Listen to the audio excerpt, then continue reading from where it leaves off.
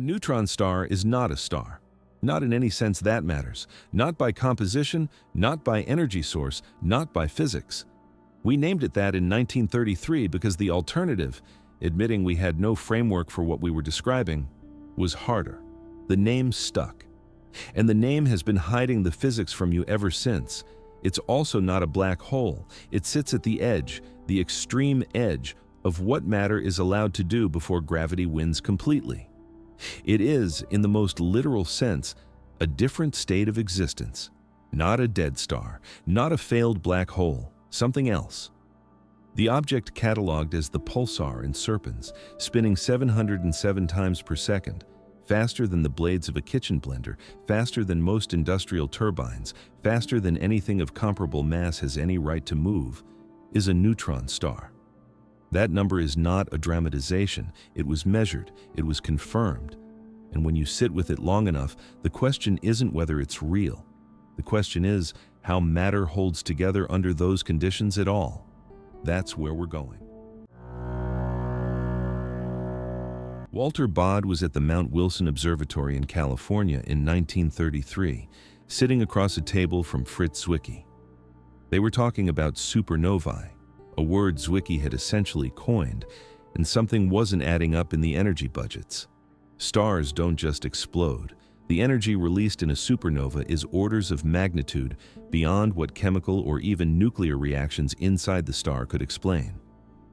Zwicky had been bothered by this for months. What Baade and Zwicky proposed that year, in a single paragraph in a conference proceedings abstract, was that a supernova represents the transition of an ordinary star into a neutron star. They described it as a star of extremely small radius and extremely high density, composed predominantly of neutrons. They were right. They were also working almost entirely from inference, because the neutron itself had only been discovered the year before by James Chadwick. Zwicky built his entire theoretical object out of a particle that was barely 12 months old. No one took it seriously.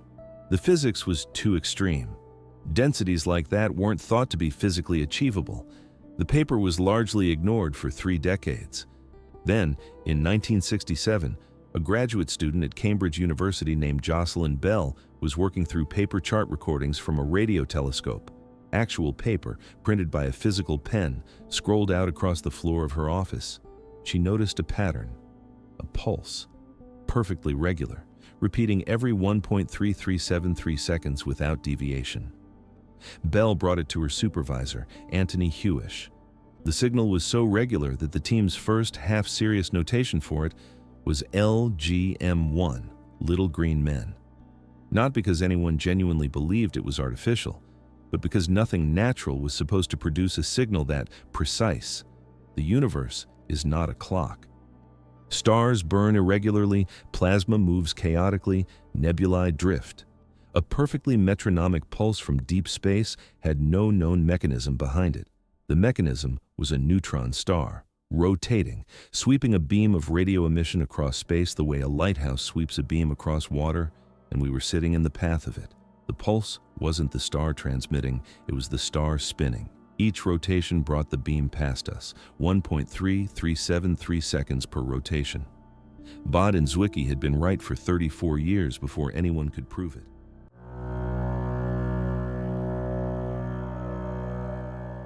To understand what a neutron star is, you have to understand what it costs to make one.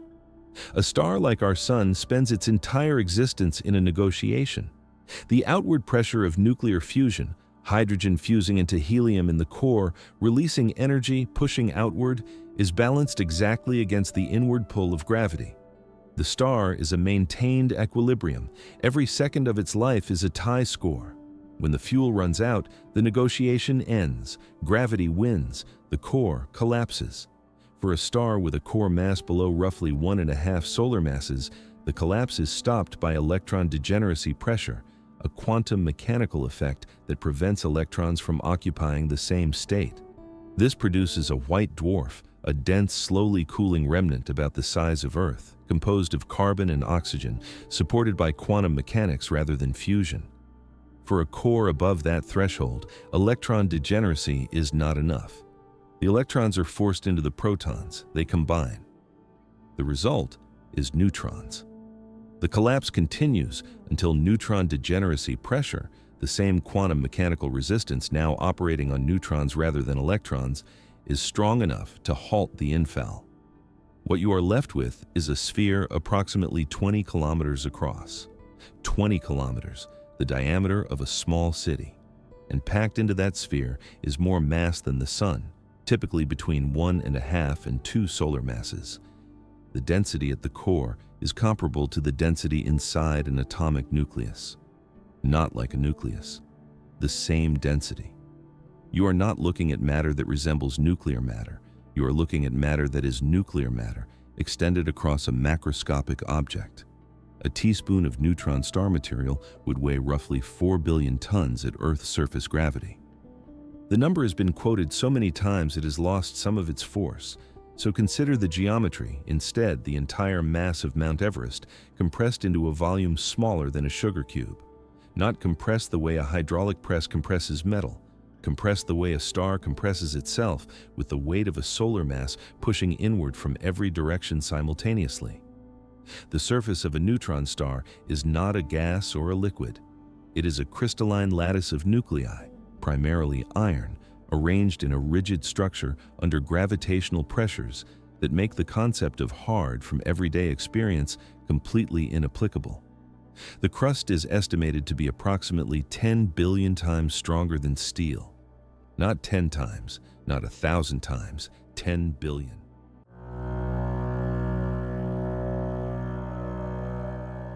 The 707 rotations per second need an explanation because they seem to violate basic intuition about how matter behaves. When the core of a massive star collapses, angular momentum is conserved. This is not a principle that has exceptions or edge cases. It is one of the most robustly confirmed laws in physics. A figure skater pulling her arms inward spins faster because the same angular momentum is distributed across a smaller radius. The physics is identical for a stellar core. The original stellar core, a region roughly the size of Earth, rotating perhaps once a month, collapses to a sphere 20 kilometers across. The radius decreases by a factor of roughly 30,000. Angular momentum is conserved. The rotation rate increases by the square of that factor. A star that rotated lazily becomes an object spinning hundreds of times per second in the first minutes of its existence. The fastest spinning neutron stars, called millisecond pulsars, are not freshly formed. They've been spun up by accreting material from a companion star over millions of years, each infalling bit of matter carrying angular momentum that transfers to the neutron star's rotation. The pulsar in Serpens, at 707 rotations per second, is one of these recycled pulsars. It was dead. It was resurrected, slowly, by stealing rotation from its binary partner. There's something I find genuinely unresolved about this, not as a physics problem, but as a category problem. We have a name for the state of matter in a neutron star's interior, but the name is a placeholder. Neutronium. It doesn't appear in the standard model as a stable state of matter. It can't be produced in a laboratory, can't be observed directly, can't be probed with any instrument we currently possess. The conditions inside a neutron star core are outside the range where our equations are tested. We extrapolate, and I'm not certain the extrapolations are reliable. The equations of state for dense nuclear matter, the mathematical descriptions of how this material behaves under pressure, number in the dozens. They are all consistent with existing observations. They produce different predictions. We have not yet found an observation that eliminates most of them.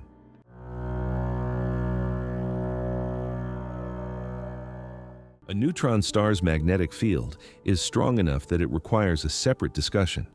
A typical neutron star has a magnetic field roughly 1 trillion times stronger than Earth's. That number is nearly impossible to place in context, so here is a physical consequence instead. At a distance of 1,000 kilometers from the surface, the magnetic field of a neutron star is strong enough to disrupt the electron orbitals of atoms. Chemistry, as a discipline, ceases to function. Molecules cannot form. The periodic table becomes irrelevant. Matter in that region exists as individual nuclei and electrons moving along field lines, not as atoms, not as compounds. A subclass of neutron stars called magnetars have fields 1,000 times stronger than that. Their fields are strong enough to distort the shapes of atomic nuclei themselves.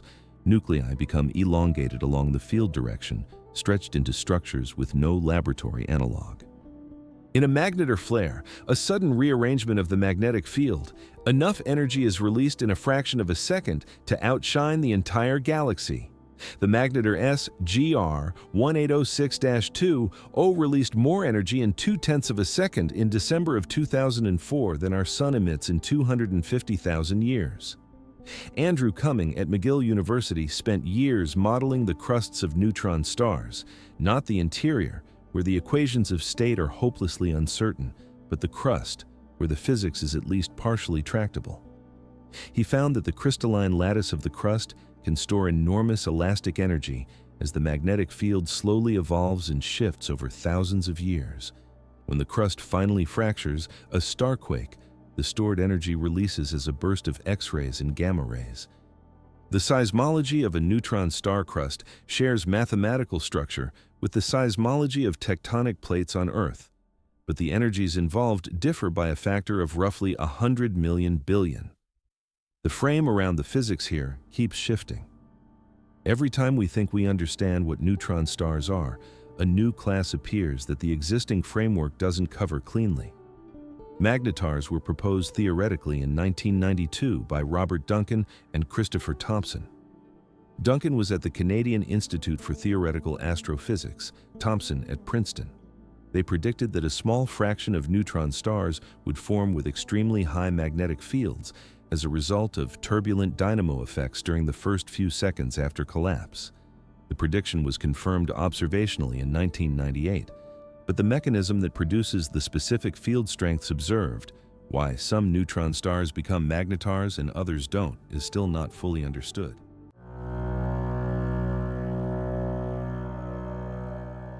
Here's the problem that keeps theoretical physicists employed. There's a maximum mass a neutron star can have. Below that mass, neutron degeneracy pressure is sufficient to support the object. Above it, gravity wins and the star collapses further into a black hole.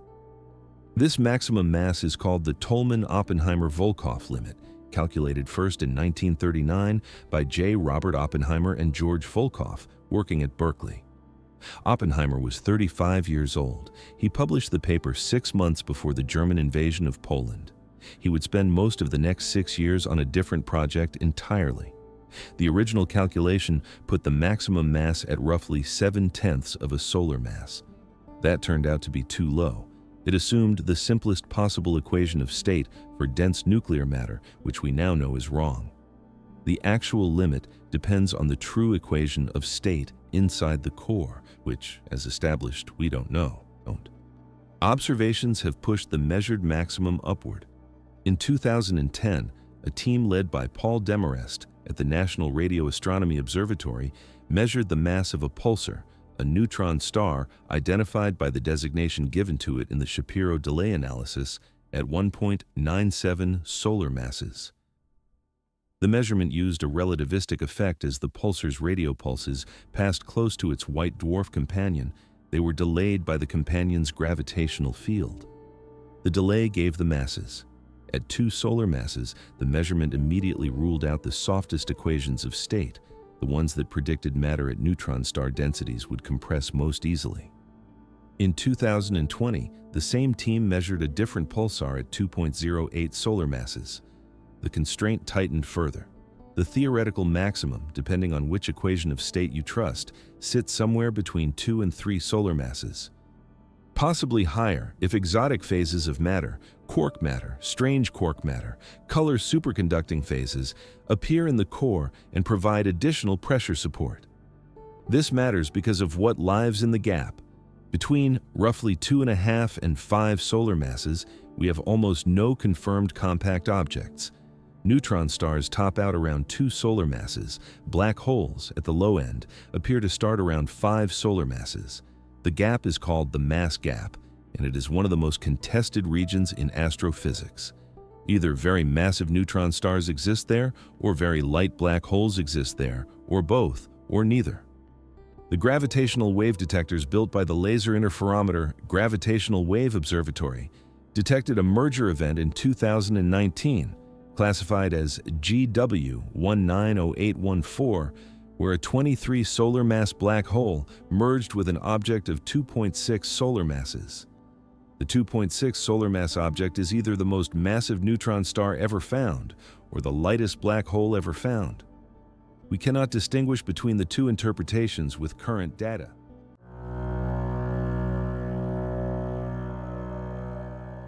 There's a constraint that's easy to miss and that I find worth sitting with for a moment. The interior of a neutron star is the only place in the observable universe where matter exists at nuclear density on a macroscopic scale. Every other extreme environment we study, the cores of white dwarfs, the surfaces of magnetars, the accretion disks around black holes, can be probed at least partially by electromagnetic radiation reaching our instruments. The interior of a neutron star cannot. Neutrinos escape in the first seconds after formation. After that, nothing from the interior reaches us. We are inferring the state of matter there entirely from the outside. The mass, the radius, the spin, the cooling rate, the gravitational wave signature during a merger. All of these contain information about the interior. None of them, individually or collectively, yet determine the equation of state uniquely. We are doing forensics on a sealed room, and the evidence is consistent with multiple configurations of what's inside. This is the specific difficulty that gravitational wave astronomy was supposed to partially resolve. When two neutron stars merge, the inspiral phase, the tidal deformation, the post-merger signal, the waveform carries information about how the stars deformed under each other's gravity. That deformation depends on the equation of state. The merger observed in 2017, GW170817, gave the tightest constraint yet on neutron star radii, roughly 11 to 13 kilometers. That eliminated some equations of state. It didn't eliminate enough of them. The post-merger signal, the oscillations of the merged remnant in its final moments before collapsing to a black hole, would discriminate between remaining candidates. GW170817's post-merger signal was below the detection threshold of both instruments. We needed to be closer, or the instruments needed to be more sensitive. The next generation of detectors, the Einstein telescope in Europe, the Cosmic Explorer in the United States, are designed to detect post-merger signals from neutron star collisions. They're not built yet.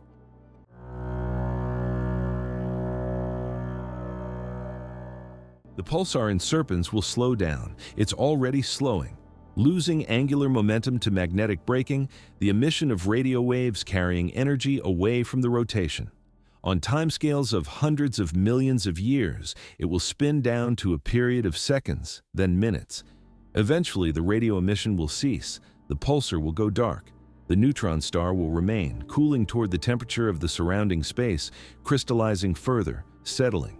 At some point, not at any point we can calculate with precision, the neutron star will have cooled enough that it becomes effectively inert, a dark, frozen, city-sized sphere of nuclear density matter drifting through the galaxy with no signal we could detect. We think this is what neutron stars become. We have never observed one at that stage. They would be invisible. The boundary between a neutron star and a black hole is not a line we drew. It's a line we're still looking for.